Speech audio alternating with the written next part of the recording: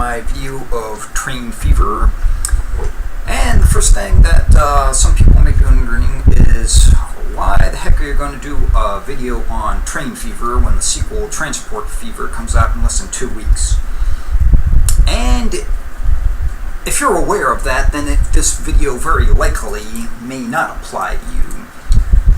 The reason why I would do this video is, if you haven't played Train Fever before, or you're new at it, and you just want to get an idea of what Transport Fever is like without actually buying Transport Fever right away, then this video I'll give you some pointers and suggestions on how to play this, Train Fever.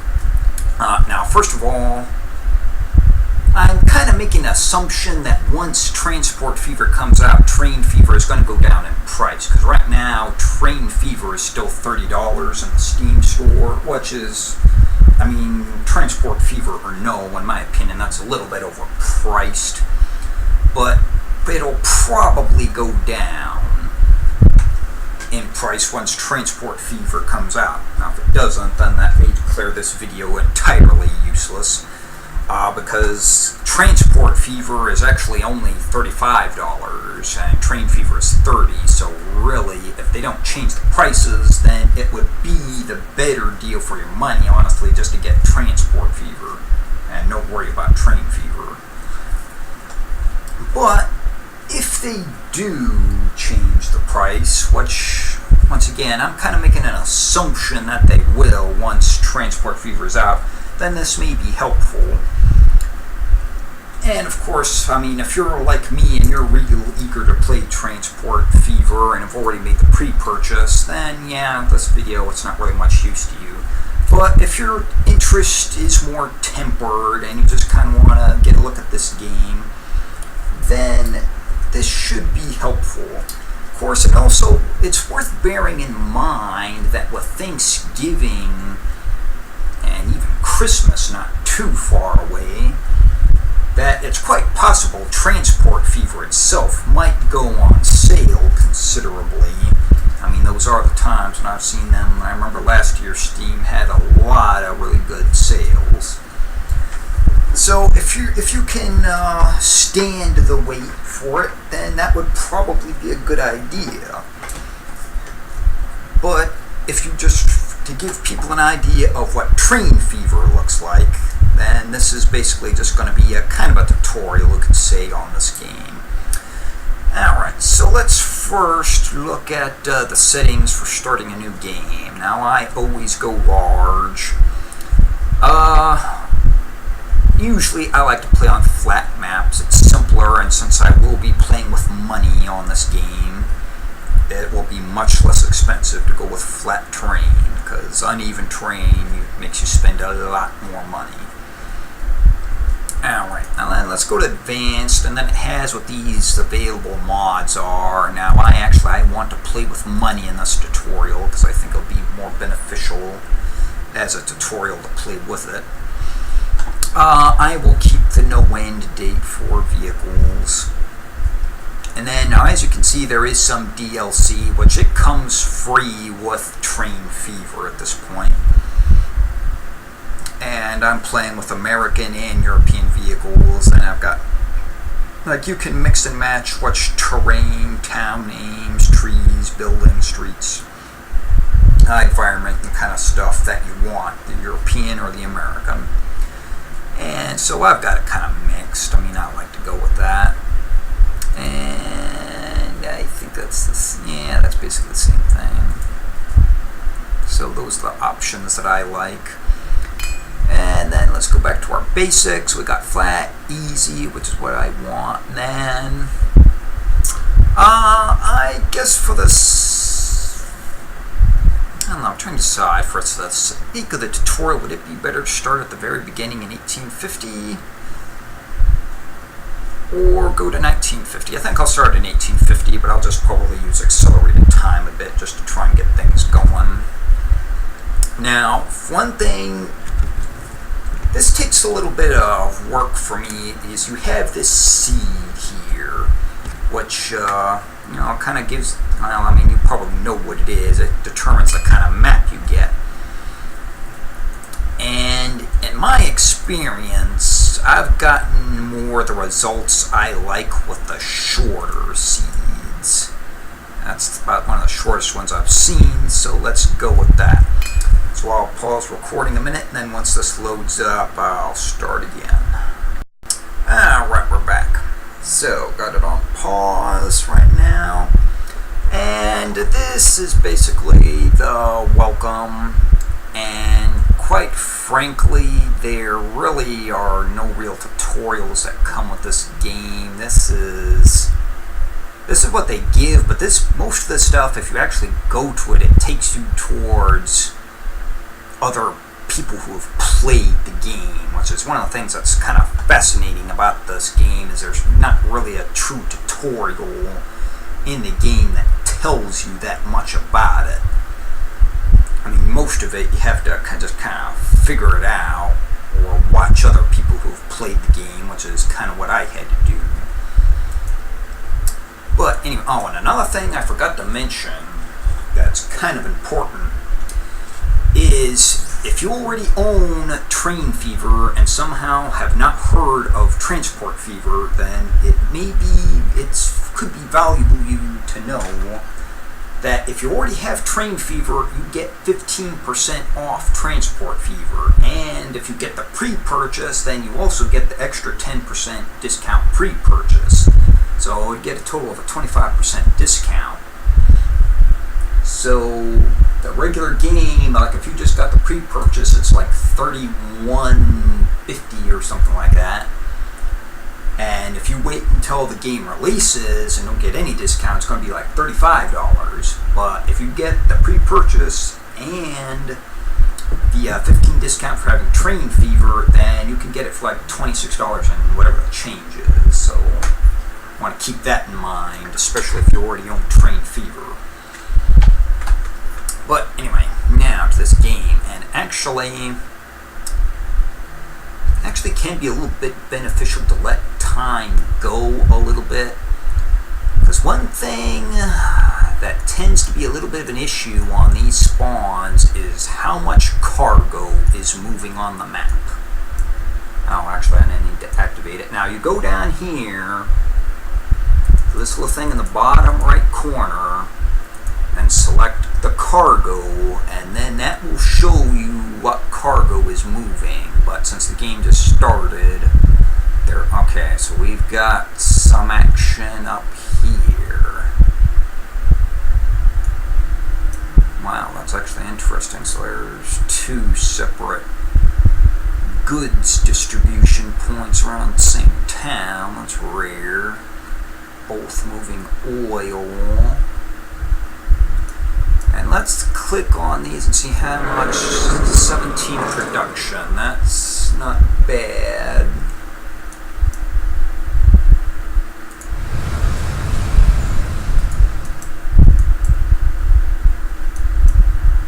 So both of these look like they would be good areas to kind of foster the growth of. And we've got coal and iron. Now, a steel mill requires coal and iron ore to function properly, whereas the oil refinery, it just needs oil. So we've got, and that's what I'm looking for, is to figure out how many of these places that are producing goods are. Now let's zoom in on that, and you can see now the icons on top, coal, iron ore, that's what it needs, and then the one on the bottom, the goods, the box, that's what it produces. And I'm trying to figure out how many places that are currently producing goods are functioning on the map. And so far we've got at least 4. So let's slow time down a little bit actually now, because anything that's out should be visible. And 5, 6. So this actually looks like a fairly decent map, because we've got so far 6 distribution points functioning. And I don't believe that's not what the game calls them, but I just call these distribution points any place that produces goods that's actually functioning. 7, 8. Yeah, this looks like a really good map. And now, another thing, now, if you watched the other video I did, and there's only one other video of Train Fever on my page. Now, you'll probably recall me, if you watched it, I was just railing at how much of a waste of time it seemed like cargo was, even messing with cargo. Well, after some time playing with the game, it's actually kind of worked the other way around. Now, actually, cargo is probably the closest thing to a slam dunk there is, and passengers is actually more of a gamble, now that I've actually spent a lot of time playing it. And that's why one of the first things you want to do is figure out how many cargo distribution points you've got functioning. And the reason why I say functioning is because if they're not producing anything at the start, like this one, if it's got 0 production, it's probably never going to produce anything. I mean, I've never gotten that to work before. I know making lines to places that aren't producing anything and getting them to start producing. I mean, and you can try it. I'm not 100% sure that would never work, but it hasn't worked for me in the past. So you want to keep that in mind. So we've established that there's a lot of cargo moving on the map, and that is very good. That's probably one of your biggest good omens for success you can have on a map, because if I've had maps where there were literally only 2 functioning distribution points on an entire map, and honestly, if you see something like that, you may want to seriously consider just restarting. And as I said, when you're messing around randomizing the seed, it seems like the shorter ones work better. I'm not sure if that's actually something that actually is true, or if that's just luck, but that's what it seems like to me. It's the shorter ones seem like they have more cargo. So now let's start actually looking at making my first line. Now, if you're playing with money like I am, now you're probably going to have to use trucks and stuff a bit, which honestly, that's kind of one of the rubs for me on this game. Is in many cases it just seems like you have to spend too much time fooling with trucks and stuff like that, when really this is a train fever, not truck fever. And it's one of the things that's annoyed me a little bit. But I'm not sure if we're going to have to do that on this, because there's so much cargo moving. And I mean, that's enough distance away. Well, actually, wait, that's the point right there. I mean, it would be profitable enough, in my opinion, to actually make a rail line from here to there. Even though I'm thinking that's very short, that seems like, well, does that almost seem like a waste? Well, I mean, I guess that's up to each person's own opinion. To me, it's not, just because I like messing with the trains more than I like trucks, so. And, I mean, I'm confident with the amount of production I've got going here that it's going to be profitable. I have little doubt of that. And probably same thing, make a train line from there over to here. So while I'm actually doing this, placing facilities down, I'll pause it. Alright, so let's go to our station here. Okay, now I gotta make sure you gotta select cargo, which is that one on the right. Okay, now any facility that you're expecting to possibly be stocking up stuff that needs to be picked up, you probably want to go with a longer platform, because the longer the platform, the more stuff it can store there to be picked up. I should only need 1 track, so I'll do that. And you want to make it as close as possible to the facility, and luckily the road is set up that it's very easy for me to do that. See, now this road, the way it's set up, I'm going to have to make a little extra road, so click on road, scroll down. These are county roads, probably be better to use a county road. I guess you could use a city road, but I think it's more expensive, and I don't think it's going to provide you any real bonus.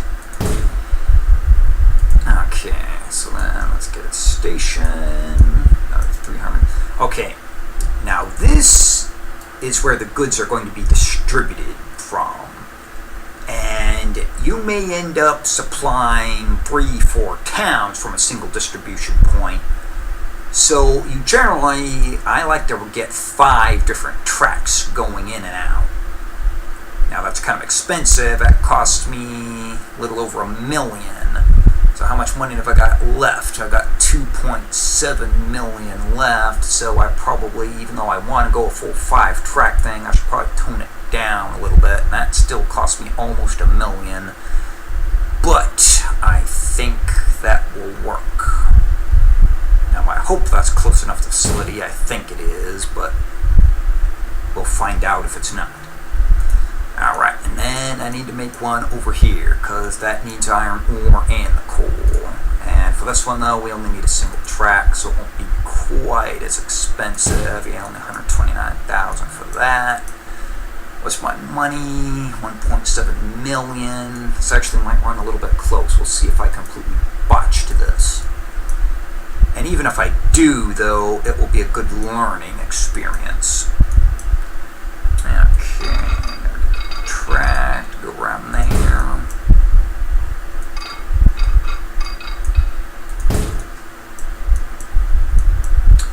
And then now this thing, you can't cross the road at any angle. It has to be only certain angles will work. You have to find the right one. And there's my first botch. This thing is kind of underground, and I made this track too close, so it can't even out the slope enough. So what we're going to have to do is delete that. And that's one thing you got to keep in mind is bulldozing stuff costs money too in this game. It doesn't give you back money like some games do. It actually costs you money, which I suppose is more realistic. But okay, so we make that over there, and then we can connect it like that. So that's one thing you got to keep in mind, because this was on lower ground, and if you make that on higher ground too close and then have too short of a distance, it can't even out enough, and it'll have too high of a slope, and it won't work. Yeah, still got over $1 million. That track, usually it's a real short spanning track, so it's not causing me much problem. But I screwed that up too. I got too close on that one. So as I said, you have to pay very close attention on how close you're getting and at what angle you are. See, now actually I probably should have just done it all in one piece like that, and that works fine. Okay, now one thing we probably want to do,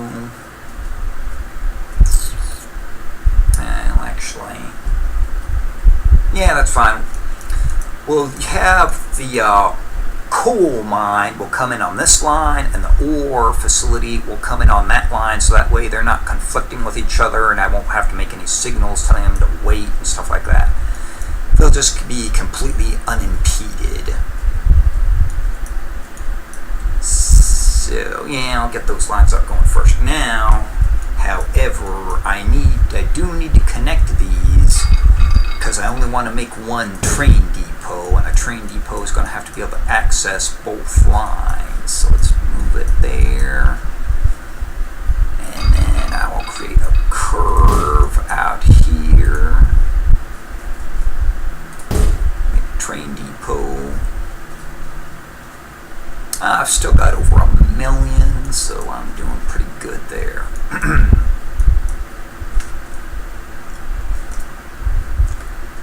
Okay, so now let's set up the lines.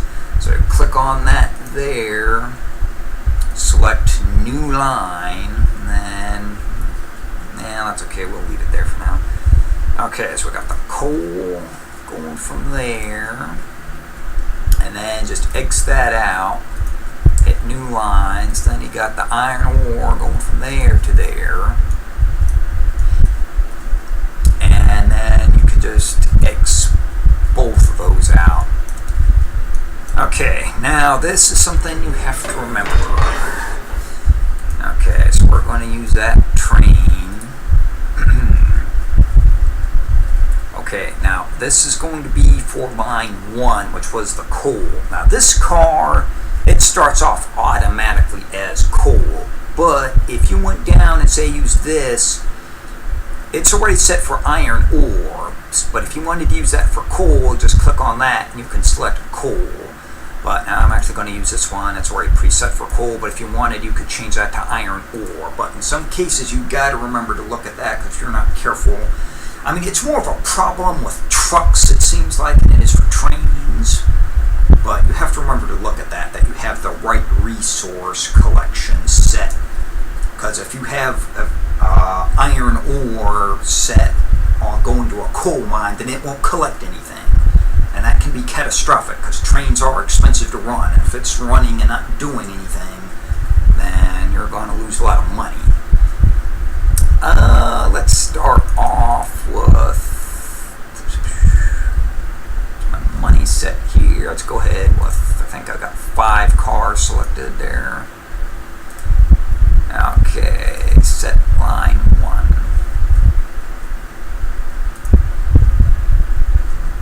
No, wait. So then he's going to come out. Get to see our first little train there. But, okay, now let's get the other one ready. And now, as I said earlier, I'm playing with both the American and European vehicles. Like this would be the European early engine. And I will go ahead and use these cars. Which actually, that's interesting. This actually holds more, but it is less expensive than that car. And that's one of those things, it's where you got to try and remember to look at, you know, what costs more. Like, look at your running cost per year. It's 8.5 versus 8. And you got to keep in mind, it's really your purchase price outright. That's usually not what gets you on things. It's the running cost per year. And this is only like $500 more a year to run. For considering the extra amount of cargo it holds, I'd say that's actually probably worth it anyway. So those are things, you know, you have to bear in mind. Okay, now I think those should make money without me even making a rail line to town for the goods. So I'm going to accelerate time a little bit. What do we got? We've only got 500K left, so let's just wait for these trains to get going and make a little bit of profit. Okay, now see, when that symbol, you can see it's going here. It's not going down the road anymore, it's going here. And you can see it's stacking up on the platform, so it's ready and waiting. And as you can see, it's doing the same thing over here. So it looks like things are going well so far.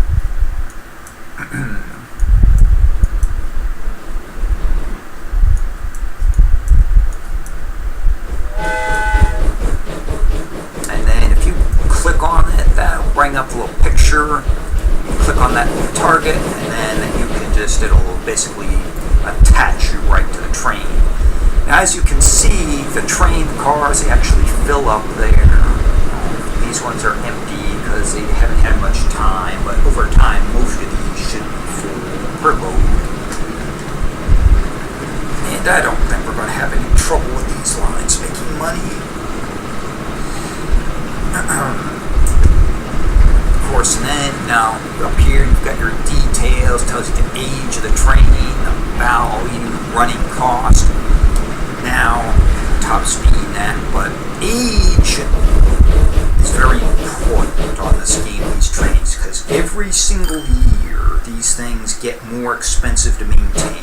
Every year, and I don't believe it ever stops. So if you keep a train for 100 years, which you can do, but if you keep it for 100 years, you're going to be paying an ungodly amount of maintenance on the thing. And each train, I didn't show you that when I bought it. In fact, I guess I can do that right now. difficulty. But each train, car, locomotive, whatever, it has a certain lifespan. And once it gets to the end of that lifespan, then you're going to start seeing it just big increases to the maintenance. I mean, it can get crazy, the maintenance. I mean, but that's basically, I think, the recommended time that you get rid of the vehicle. And like I said, I don't think, I mean, there's the train, it's not going to stop working if you keep it for too long after that, but it's just the maintenance it's insane. If you keep a train for 60 years or whatever, something like that, it's going to be crazy amount of maintenance on it, and you want to get rid of them. And now, okay, how do we get rid of them? Now you can also go to the finances here, and it'll give the profit for each individual year. But, okay, now how do you replace a train? Well, just click on line 1, and then up here you have vehicle replacement. So up here, now this sets, do you want to keep it for the 100% of the lifetime, which would be at 30 years, 105, 150%, 200%, you could go 60 years. Or you could just go 25%. If you don't like the way it's working, you could just click that and it would get rid of it quickly. But we have to set vehicle. So let's say I would want to set it for another one, so then you'd hit add, and then just add the other appropriate amount of cars. Matter of fact, let's say I think we made a mistake getting these cars, we probably should have got these ones. So the next time it retools, I would want to get these cars, let's see, and let's just add 5. That might be more than it would need, but production should increase over time as I start supplying other towns. And then you would hit yes. So then once it reaches, like I'm going to leave it at 100%, so once it reaches 30 years, and it's automatically going to replace that train with whatever I've got selected here. And that's how you replace a train. Now, I mean, if you want to, like if you're really in a hurry, you think it needs to be done right away, then just fix that. Now you can click return to garage or depot.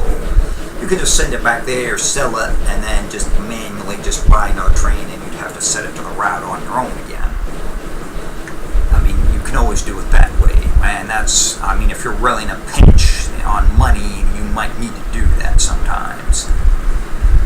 But I think we should be good. I hope. So far, we're losing money on the year, but, well, now actually we're probably going to lose money this year. Let's see what we got. He's moving 6.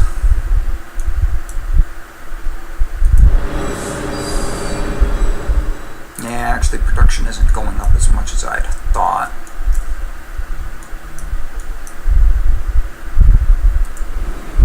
He's moving 12 iron ore, though, and that should be, according to that, he's losing money too, but we'll see after he drops this load off. Although I think the year's going to end before he gets there, so I'm probably going to end up losing money this year.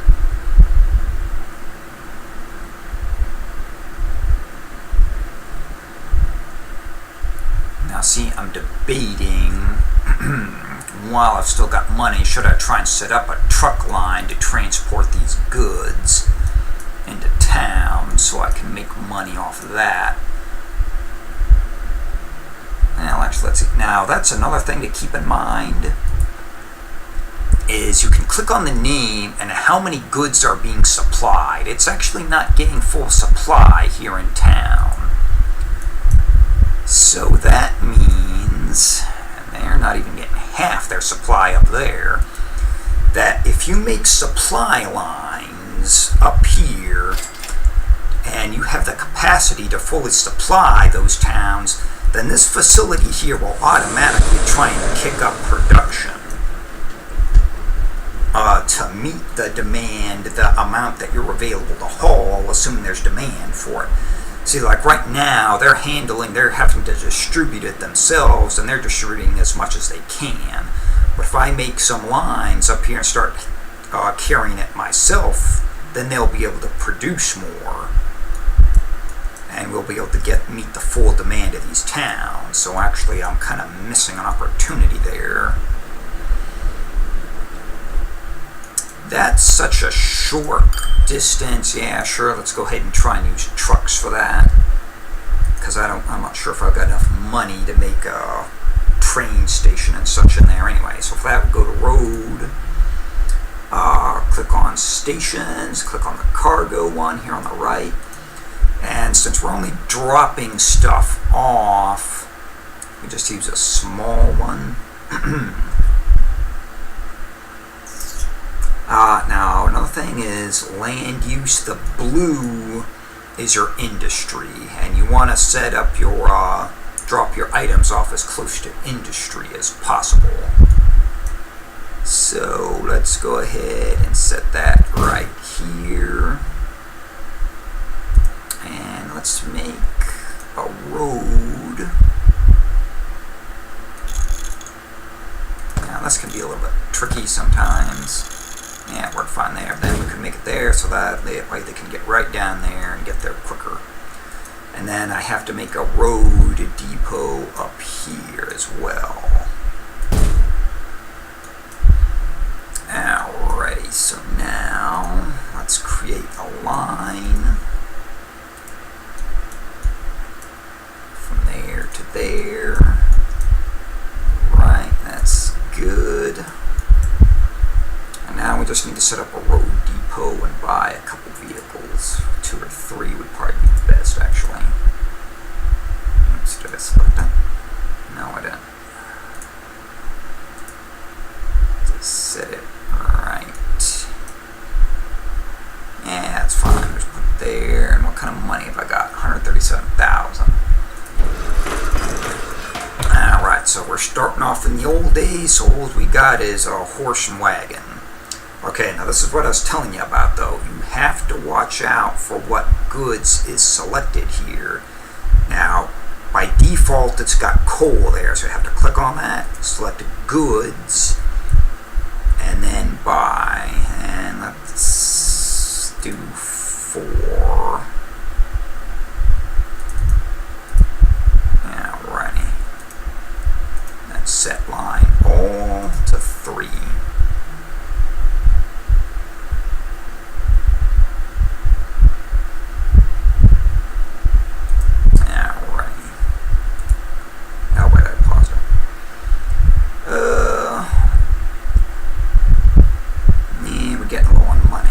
We're just going to have to try and see if this works out. If it doesn't, we may be screwed. So let's just increase time a little bit. But I think that by itself will be enough to get this facility to, it should increase production over time. But it may have to wait for this line. Okay, it just showed up and saying now upgrade scheduled in 7 months. So in 7 months, it's going to upgrade and its production is going to go up. And production increase means it's going to have more demand from the coal and iron ore, which means it's going to allow me to haul more, which means I make more money. And I mean, that's the basic concept of the game right there. Now, there's a little bit more complication that can come into it that you really don't see just because this is such a small operation I've got going here. And I'll probably keep this going a little bit longer, but I may actually transfer it to a different video, a game that I've already in progress more, just to show you some of the more complicated stuff. And as you can see, they drop it off and all the goods, they run over here. We've already got some waiting at the road depot. And yeah, but that's one thing that I've really switched from. Is it used to be I thought passengers was really the only way to go, but after playing the game a bit more, cargo actually I think is safer than passengers. Although passengers, if you get a good line, it can be very lucrative, but inevitably you will find towns that it seems like there's just nobody wants to travel back and forth to, and then you got then you gotta try and dispose of the trains, and passenger lines, overall I'd say they're a little bit more fickle than the cargo.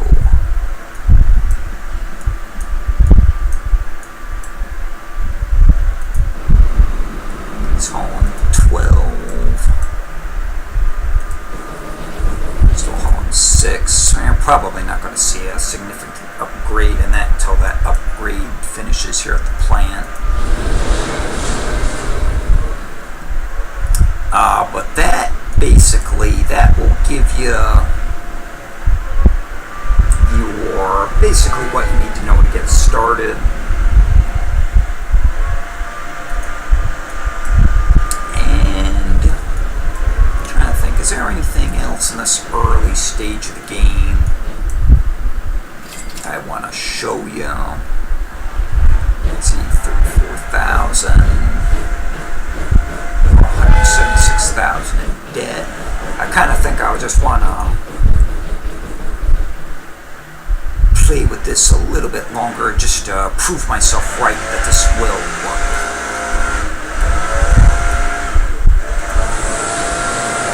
So he upgraded to a 50 limit, which production went up from 25 to 31, which is not a huge upgrade, but it should be enough. Then again, I might have to shut this down while I've got so much background noise here. So, thanks for watching, and I'll make another video on this shortly.